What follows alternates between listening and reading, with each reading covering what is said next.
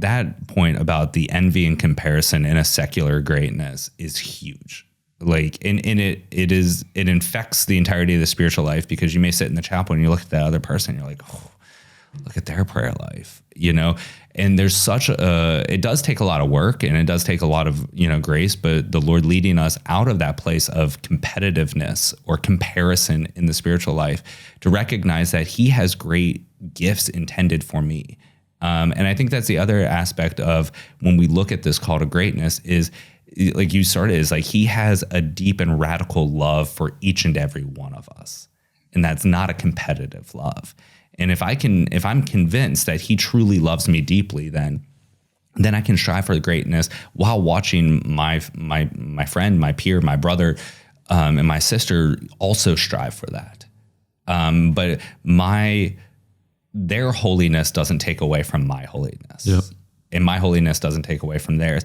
And I think, unfortunately, in our secular world, that it's looking only at the finite and says, like, there's only so much money out there. So if you have X money, that means I have less money and I want more. So I need to take it from you, which is a different thing when we recognize that the love of God is, first of all, infinite.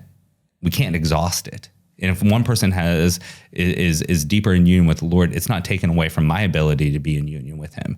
And the other aspect is that this is a gift. This is not mine for the taking. Like, the Lord invites us to a deeper, but he provides that gift. It's our ability to receive well.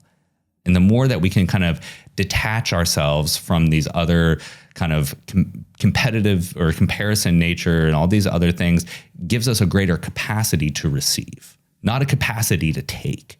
That's what the original sin was all about. It was the taking of the fruit and not the receiving of God's love as it is.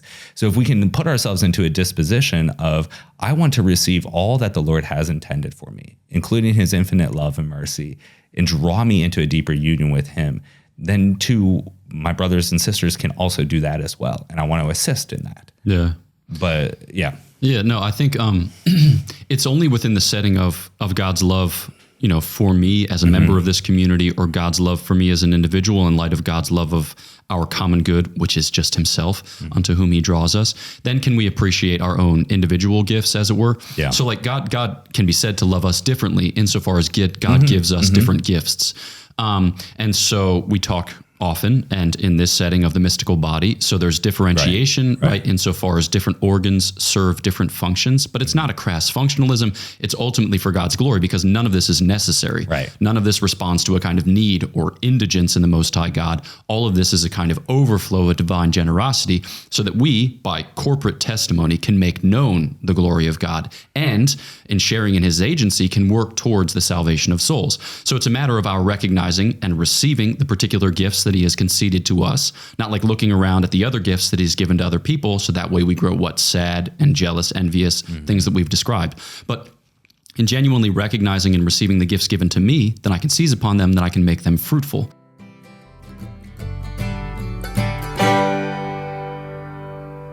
Father Jacob Bertrand, would you say that you're optimistic about this subscription appeal?